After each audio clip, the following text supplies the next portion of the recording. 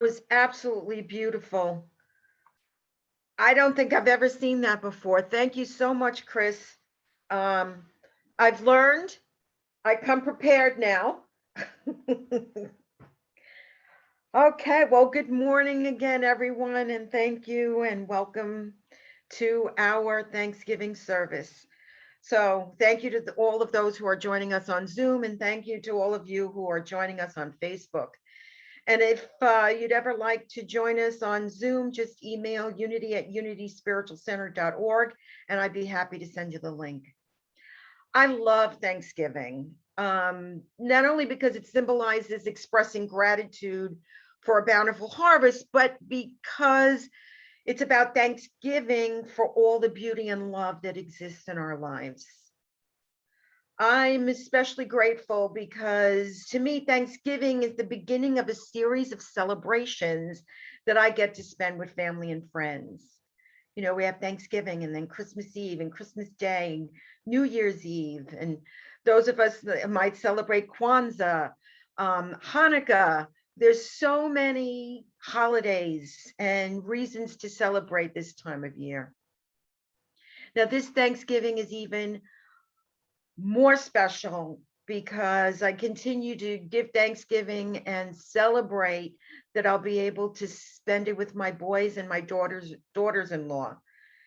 And we celebrate the continued healing of Peter from his broken neck, the broken vertebrae that occurred on November 3rd. And we're also celebrating that my daughter-in-law Maki got her green card. So there's so much for me personally to celebrate this time around. The truth is, though, every day is a blessing. And in each moment, there are so many things we can be grateful for. The world opens up to us when we live in a space of gratitude. And gratitude actually has a snowball effect because when we're appreciative and express gratitude, then the universe opens up and showers us with even more things to be grateful for.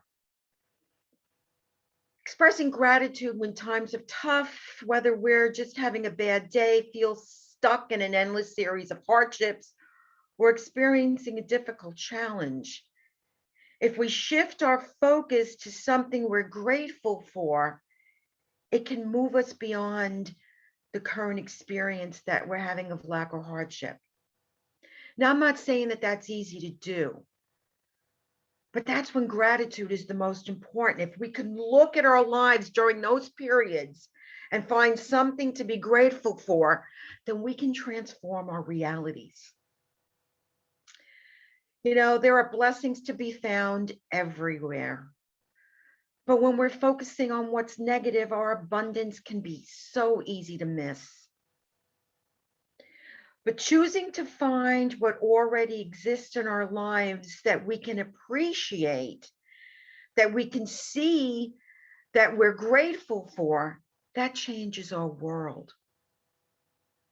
We start to notice one blessing and then another and then another. And then we change our thoughts and change our perceptions and we change our life. Charles Dickens said, reflect upon your present blessings, and which every man has plenty, not on your past misfortunes, of which all men have some. So basically, our blessings outweigh any negativity that we might experience. When we constantly choose to be grateful, we notice that every breath is a miracle and every smile becomes a gift. We begin to understand that difficulties are also valuable lessons. The sun is always shining for us when we're grateful, even if it's hidden behind the clouds of a rainy day.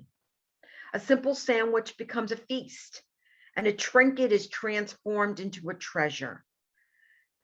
Living in a state of gratitude allows us to spread our abundance because that is the energy that emanates from our being. Because the world reflects back to us what we embody, the additional blessings flow because we are putting that out. We're putting out the energy of abundance. Therefore, the energy gives back to us. You know, when we focus on our blessings, when we focus on gratitude, the universe will shower us with more blessings. And the more we appreciate life, the more life appreciates and bestows us with more goodness. Eckhart Tolle says, acknowledging the good that you already have in your life is the foundation for all abundance. I'm going to say that again. Gratitude is the foundation for abundance. Dr. Masaru Emoto, the author of The Hidden Messages of Water, was asked if he had come across a particular word or phrase in his research that he found to be the most helpful in cleaning up the natural waters of the world. And he said, yes. He said, yes, there is a special combination that seems to be perfect for us, which is love plus the combination of thanks and appreciation reflected in the English word gratitude. Just one of these is not enough. Love needs to be based in gratitude, and gratitude needs to be based in love. The two words together create the most important vibration. Now we know as human beings that all energy, all matter is energy, whether it's dense or light. Our bodies is comprised of dense energy. And each of us has the capacity to raise our vibrations. And when we raise our vibrations along with love, it helps us and those around us. So by raising our own vibrations, we're helping raise the vibrations of others and of the planet. Each of us, all of us have so much to be grateful for.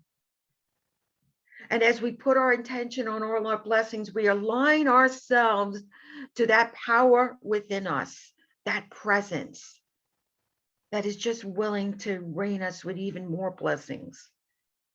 We are spiritual beings housed in a body. And just that awareness is something to be grateful for. There is so much to be grateful for.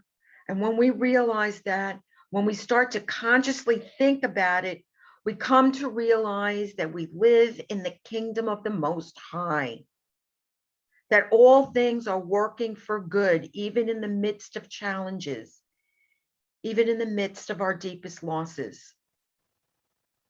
As we open to that awareness of that divine spirit that we are,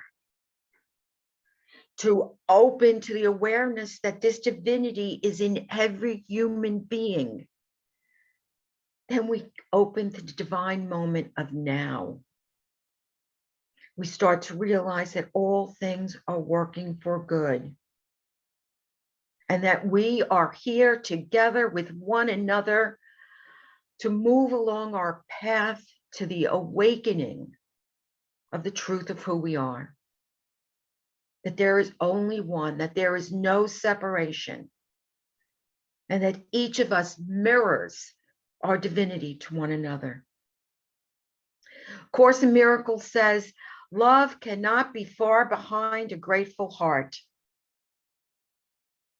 And as we open in gratitude, love rushes in, because our very essence is love. Now, human nature sometimes keeps us thinking that we would be happier if we had more, if we were different, if something in our life was different.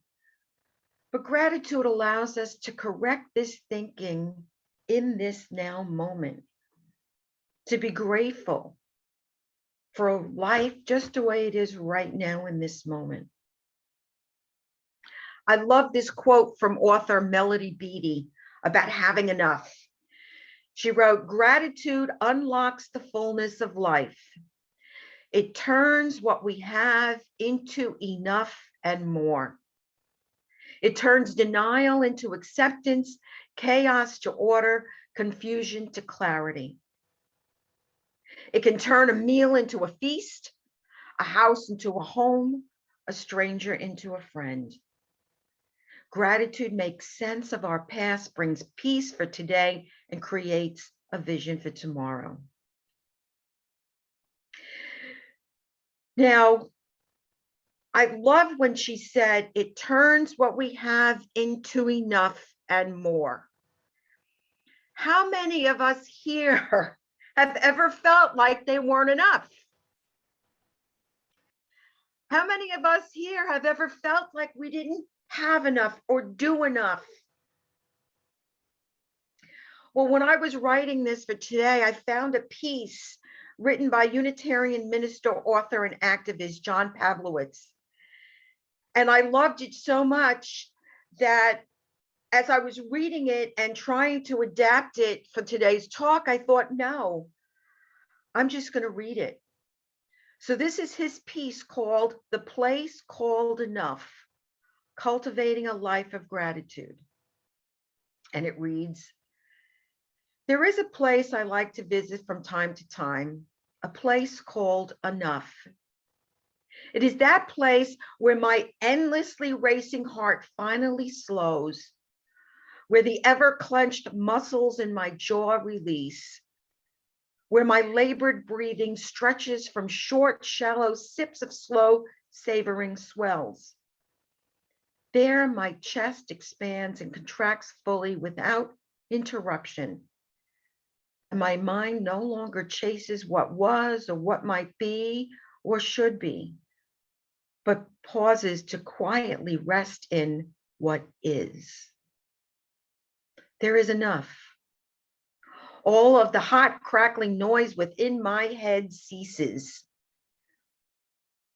The constant comparisons that tell me I am not measuring up, the never-ending criticisms that are forever state their disapproval, the taunting whispers reminding me of both of what I have failed to grasp and what I am surely bound to lose.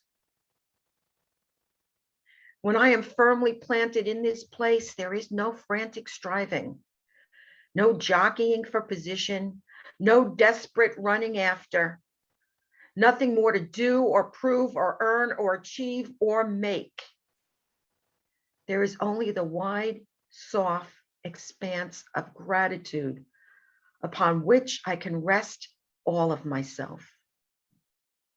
I so love this place, though I always feel like a temporary guest here, only stopping for the briefest seconds before care and expectation and worry all conspire to rip me out and pull me back to a familiar place of failing and lack and less than. No sooner do I find a momentary clearing and my thoughts are once again cluttered with swirling lists of unfinished works, of needs unfulfilled, of looming battles needing to be waged. And I begin to run again after that which is forever just beyond the reach of my outstretched fingertips. And though this self-induced struggling is all rightly exhausting, I fear that I have developed an insatiable addiction to more, to better, to greater. It causes me to breathlessly pursue a high that never satisfies, but only promises that it soon will. Just one more win, just 5 more pounds, just a few more bucks in the bank, just another 100. Then I'll get to enough for good instead of not good enough. I'm tired of just passing through gratitude and holidaying in contentment. I want to linger here. I want to live in this place. I dream of the time when I will make my home here, where I will, for more than a day or a season, find Thanksgiving my soul's default setting, where I will dwell upon the sufficiency and beauty and goodness of the present without it needing alteration or upgrade. I look to the day when I can see in my home and in my bank account and my work and the mirror are no longer reminders of what is yet to be gained or done or fixed, but clear confirmation of what is already mine, and that this news yields only a full, satiating joy. Maybe today will be the day when I permanently retire from the striving, when I forever abandon the noisy melodrama, the day when I finally stop running and can lay my head back upon this singular moment and need nothing else to complete it. I hope this for me. I hope this for you. May we believe presently that we have enough, that we do enough, that we are enough. May you and I learn to live in thanksgiving, to take up residence in contentment, to make our homes in gratitude. May we find the waiting, elusive, beautiful place called enough, and may we stay there for good.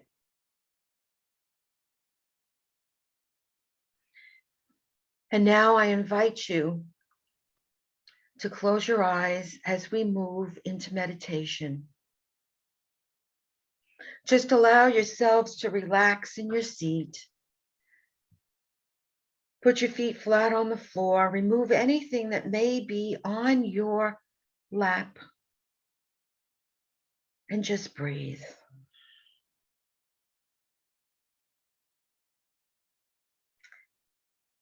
You breathe in peace. And you breathe out turmoil. You breathe in love. And you breathe out fear. You breathe in contentment. And you breathe out worry. You breathe in all the divinity that is expressing as you in this moment.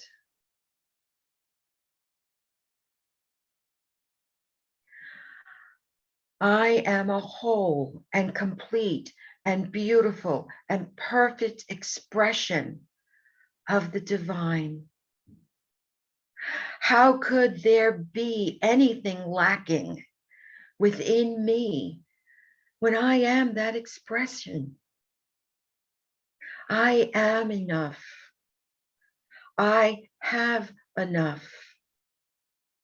I express enough. All that I could ever want, be, or have is within me. And I share that with all my brothers and sisters on this path, moving forward towards the realization of our divinity. How could I be deficient in any way when the truth of me is perfection? How could I doubt myself or anything that I do when I am guided constantly by this divine spirit that is housed within me? How could I ever lack trust or lack understanding when I realize the truth of my being? Yes, I am enough. I am more than enough. And I allow myself to live from this truth.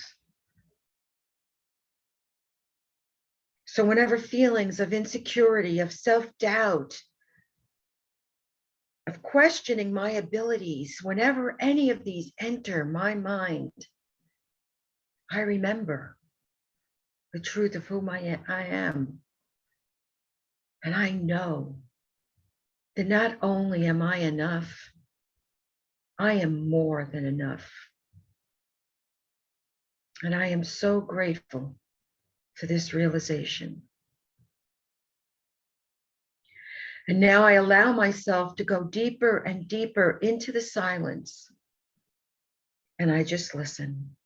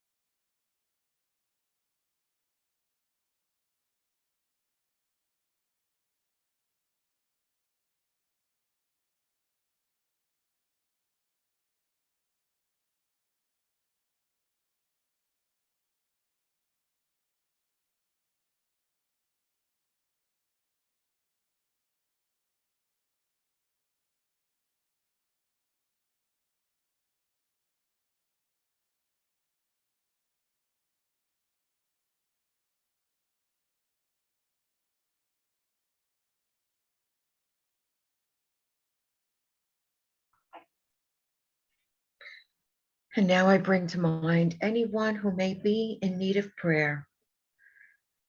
We extend this to everyone on our Unity prayer list. We extend this to everyone on Silent Unity. And we extend this to the wider circle of the world, including ourselves. And we know that there is a power and a presence within each of us that will see us through any difficulty that we are experiencing, whether it being physical, emotional, spiritual, or mental. We know that these conditions are temporary, and who we are is eternal. And we're so grateful for this awareness, so grateful that we are able to remember who we really are. And now I invite you to bring your consciousness back into the room where you are, back into your body. And when you're ready, you can open your eyes.